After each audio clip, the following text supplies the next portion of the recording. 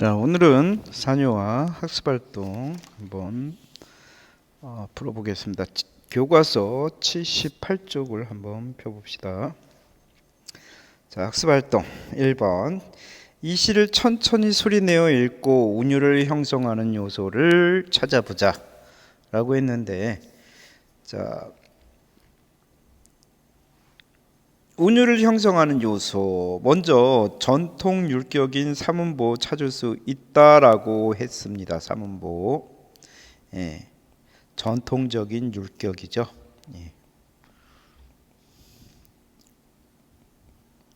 자,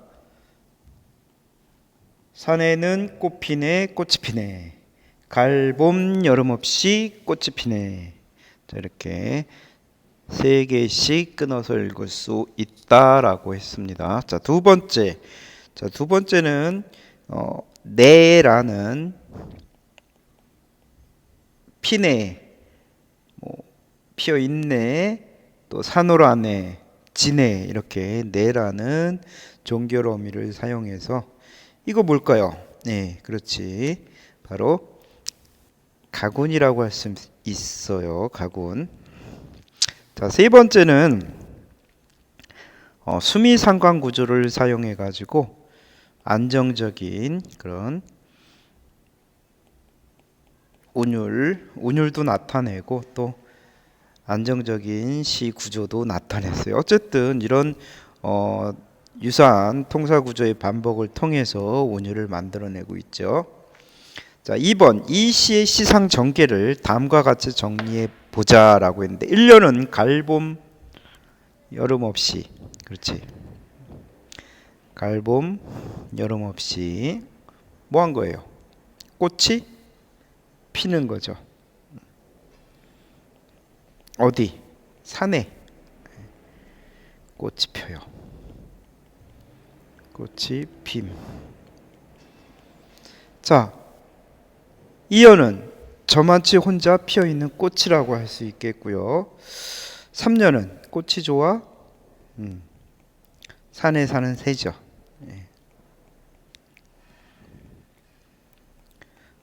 사는 새. 자, 4년은 그렇지.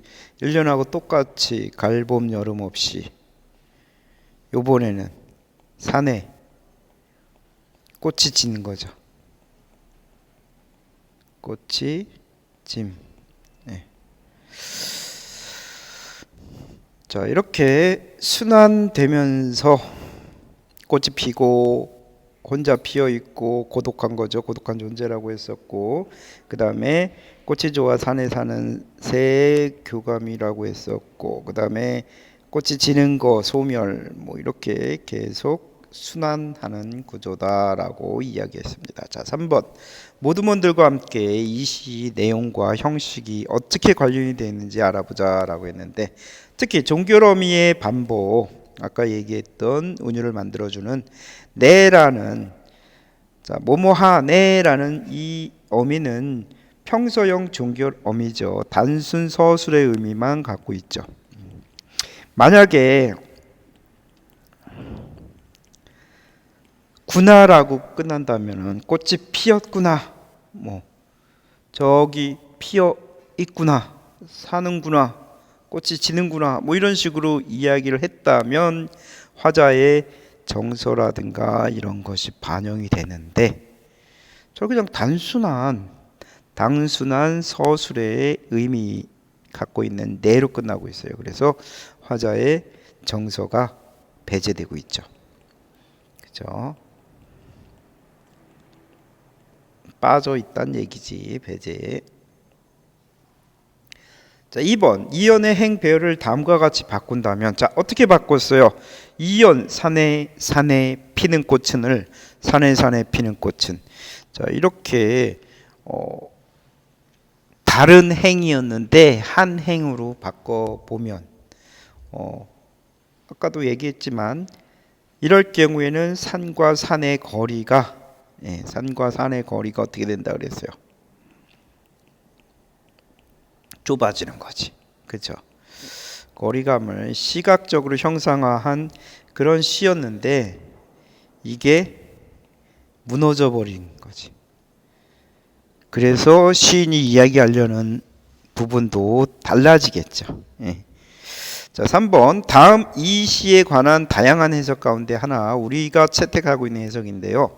사녀아이는 자연의 생성과 소멸이 나타나고 이 시의 형식상 특징에서 자연의 생성과 소멸의 반복이라는 순환적 질서를 지니고 있음을 알 수 있는 것, 바로 수미 상관이죠. 운율도 만들면서 반복해서 또 생성 소멸의 순환적인 자연 질서를 나타내기도 한다라고 했습니다. 자, 이어서 79페이지에 있는 선운사라는 시를 짤막하게 감상해 보고 문제 이어가도록 합시다. 보통 시 단독으로 출제되는 것보단 유사한 주제나 유사한 형식의 그 시와 묶여서 출제가 된다고 했었죠. 최영미의 선운사에서.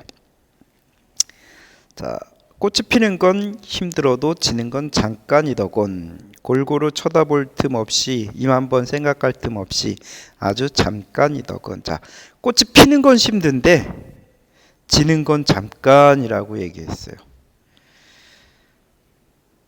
그대가 처음 내 속에 피어날 때처럼 있는 것 또한 그렇게 순간이면 좋겠네. 자, 근데 그대는 나한테 아주 순간적으로 피어났었어. 그러니까 첫눈에 반한 사랑 같은 거죠. 꽃 피는 것보다 더 쉽게 사랑에 빠졌는데 잊혀지질 않고 있어. 왜? 바람이잖아. 순간이면 좋겠네. 순간이 아니란 얘기지. 멀리서 웃는 그대여, 산 넘어가는 그대여, 헤어진 거죠. 이별 상황을 이야기하고 있어요. 꽃이 지는 건 쉬워도 있는 건 참 한참이더군. 예. 여기서 꽃은 앞에서 그대를 만난 거, 그대가 내 속에 핀 꽃이니까 사랑이라고 할 수 있죠. 사랑, 헤어지는 건 쉬워도 그 헤어진 사랑을 잊는 것은 참 안 잊혀진다. 이런 내용이죠. 자, 화자의 상황은 이별 상황이에요. 다시 얘기하지만 이별 상황에 빠져 있고요. 그럼 어떤 정서일까? 그리움이죠. 잊히지 않아. 그 이별의 아픔을 잊고 싶지만, 이별의 아픔을 잊으려고 하지만, 잊기 바라지만, 잊히질 않아. 그리워하는 거예요. 자, 첫 부분과 마지막 부분의 관계에 주목해서, 자, 이 시 역시 한번 볼까요? 첫 부분에 보면 꽃이 피는 건 힘들어도 지는 건 잠깐이더군. 자, 마지막 연 볼까요? 꽃이 지는 건 쉬워도, 자, 피는 건 힘들어도인데 지는 건 쉬워도 반대로 이야기하고 있죠. 지는 건 잠깐이더군, 있는 건 한참이더군. 반대로 얘기했죠. 그리고 하나 더 추가하죠. 영영 한참이더군. 자, 반복해서 한 행을 반복을 했어요. 자, 이렇게 수미상관 구조가 우리가 주목해야 될 내용이죠. 하지만 우리 앞에서 했던 사녀와의 수미상관 구조하고는 좀 차이점이 있죠. 자, 어떤 차이점이 있을까? 사녀와에서는 수미상관을 통해서 수미상관 구조가 자연에서의 생성과 소멸의 순환을 강조한다고 했죠. 순환을 드러낸다면, 그죠? 생성과 소멸의 순환을 드러낸다면, 여기 선운사에서는 수미상관 구조가 자연현상과 자연과 인간사를 대응해 가지고 사랑하는 것이, 또는 사랑하는 사람을 잊는 것이 참 어렵다라는 거. 꽃이 지는 건 잠깐인데 사람의 마음속에 핀 꽃, 즉 사랑을 잊는 것은 참 한참이더군. 영영 한참이더군. 대응되는 거죠. 자, 이렇게 차이가 나죠. 자, 이렇게 간단하게 산유와 본문과 함께 학습 활동 문제 풀어봤습니다.